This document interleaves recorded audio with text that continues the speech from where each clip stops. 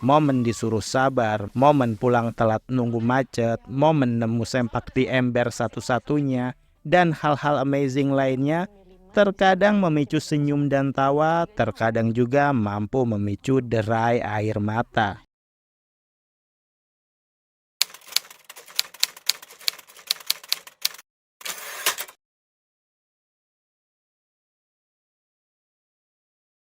Nah, di sini kita ada tempat duduk. Salam sinema, sahabat sinemalogi. Home Sweet Loan adalah film drama komedi yang disutradarai Sabrina Rochelle Kalangi.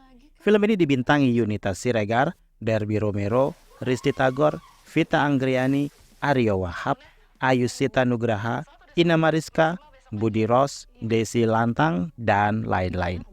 Film ini bercerita tentang perjuangan hidup generasi sandwich budak korporat bernama Kaluna yang diperankan Yunita Siregar. Bekerja sebagai admin pengadaan barang atau purchasing officer kalau nggak salah ya, yang bermimpi memiliki rumah sendiri demi bisa keluar dari rumah dengan 3 kepala keluarga, ayah dan kedua kakaknya. Namun gajinya yang tak pernah menyentuh 2 digit membuatnya serasa bermimpi untuk memiliki rumah idaman yang minimal nyerempet Jakarta.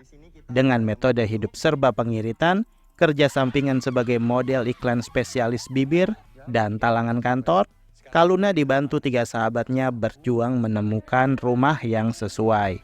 Di tengah segala usahanya, Kaluna tiba-tiba harus dihadapkan pada keputusan finansial keluarga yang pelik. Kaluna dihadapkan pada pilihan antara memperjuangkan rumah idamannya atau keluarganya.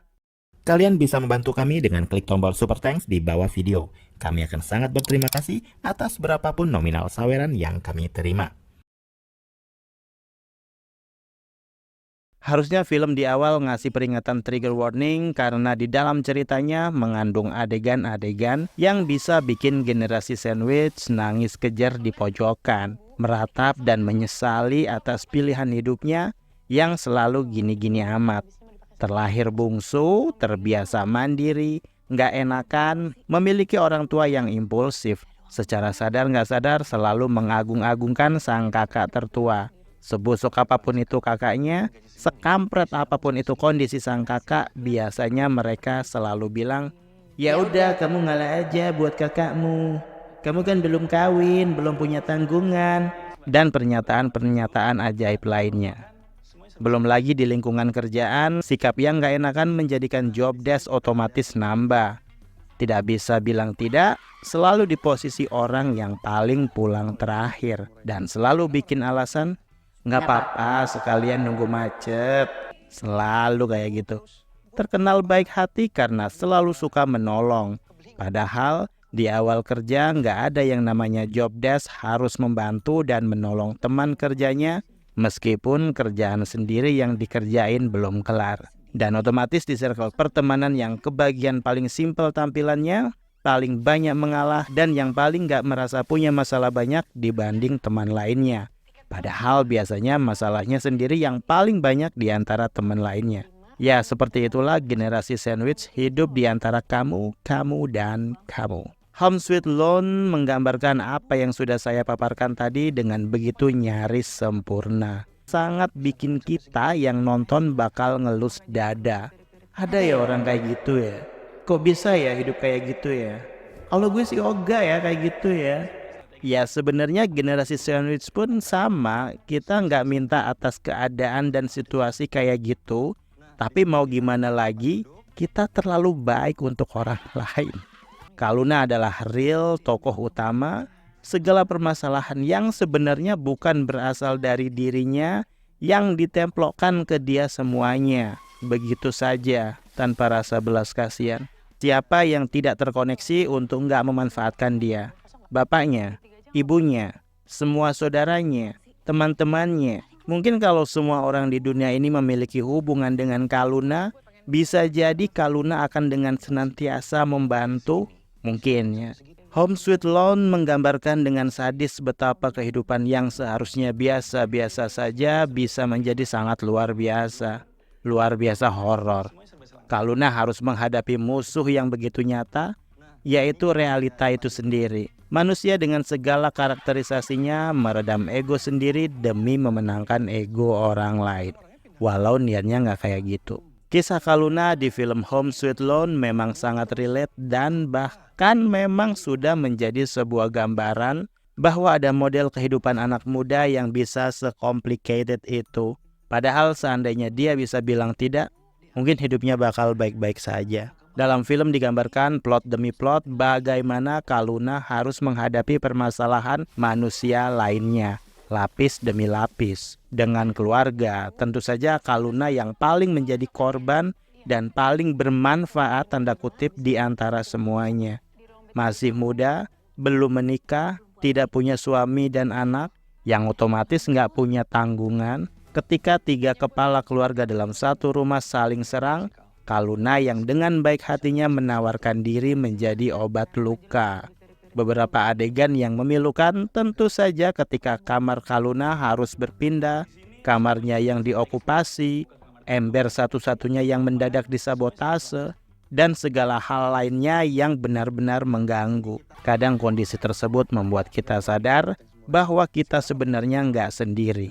Meski tetap saja hal tersebut tidaklah solutif. Jadi nggak heran generasi sandwich lebih banyak memproduksi generasi yang paling banyak mengalami gangguan pada mental health-nya. Penggambaran karakter di tiap-tiap pemain sangat pas dan memiliki keterwakilan watak. Kaluna dengan segala sifatnya yang pasif dan mengundang untuk diintimidasi, kakak-kakaknya yang sok paling tahu dan benar sendiri, tapi sayangnya kenyataannya banyak nggak benernya dan malah lebih tahu Kaluna. Pacar dan seperangkatnya yang toksik, circle pertemanan yang adem dan sefrekuensi, tapi punya problematika sendiri-sendiri yang gak harus dibagi-bagi. Semuanya sangat real dan memang ada dan sedang terjadi hingga kini.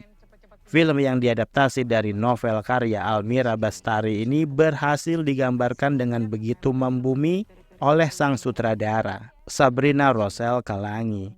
Kisah drama yang gak over dramanya dan mampu menyulap drama satu rumah 2 lantai dengan 3 kepala rumah tangga menjadi sangat nyaman, hangat, dan semeraut. Adegan yang saya suka dalam film ini tentu saja setiap scene yang mengambil setting rumah Kaluna, rumah keluarganya. Saya paling demen bila ada scene yang memiliki dialog berlapis, sehingga kesan yang didapat, film menjadi lebih realistis dan tentu saja lebih hidup. Bagaimana Kaluna bernafas di dalam rumah yang serasa bukan rumahnya itu. Sabrina berhasil memotret hal-hal sederhana yang kemudian menjadi sangat melankolis bagi siapapun yang ngerasa bahwa adegan tersebut sangat relate dengan dirinya.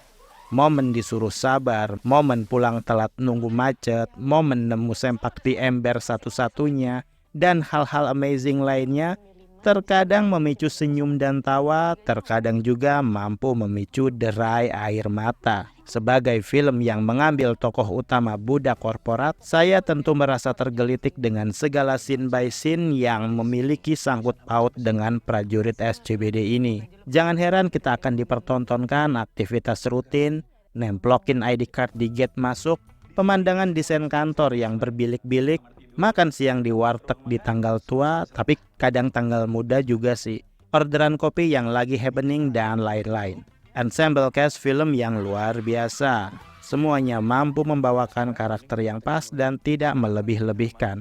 Chemistry yang terbangun sebagai satu keluarga pun juga lumayan apik dan menjadi sangat epik saat masuk di adegan puncak saat konflik utama terjadi di pertengahan akhir film. Saya sempat berharap di scene yang penuh emosional itu diambil one take. Kayak bakal lebih keren gitu sih. Tapi resikonya tentu lebih besar kalau eksekusinya nggak berjalan mulus. Dan memang yang lebih aman tentu saja cut to cut. Tentu saja bagi saya yang berhasil mencuri perhatian di sepanjang film adalah penampilan gemilang Yunita Siregar. Dia berhasil memvisualkan karakter Kaluna menjadi sangat begitu nyata. Nampak sekali beban hidup yang berat, capek, namun harus tetap terlihat tegar baik-baik saja. Begitu juga dengan karakter lainnya. Masing-masing mampu mencitrakan penokohan yang pas, tidak kaku, bahkan sekalipun karakter anak-anak juga sangat alami, natural. Obrolan bocah yang ringan juga membantu vibes film ini menjadi lebih homey. Dari visual, film ini tidak terlalu banyak memberikan view yang kaya. Nggak banyak spot-spot yang wow, malah lebih menonjolkan sisi-sisi kebutuhan cerita. Situasi perjalanan kerja Kaluna dari rumah menuju kantor yang harus naik bus Transjakarta, kadang komuter lain, sudut gang, dan terutama rumah Kaluna yang memiliki andil banyak dalam memberi warna di cerita film ini. Tapi tetap saja soundtrack yang mengiringi di setiap scene demi scene mampu membawa suasana film menjadi sangat dekat dan mendekap. Seakan memeluk Kaluna untuk selalu bilang tetap semangat, pas banget. Dan pada akhirnya menjadi bagian dari generasi sandwich adalah bukan kutukan, memang serem buat yang gak sanggup menjalaninya. Tapi percayalah, mereka yang terpilih adalah mereka yang kuat dan yakin mampu bahwa segala pilihannya adalah memang yang terbaik baginya. Karena di balik itu semua, generasi sandwich adalah generasi yang sayang keluarga. Demikianlah video reaksi dari film Home Sweet Loan yang sudah tayang di bioskop. Silakan like, komen, dan subscribe kanal ini. Cek juga akun-akun media sosial Sinemalogi. Dan jangan lupa bersinema dahulu, berbahagia kemudian.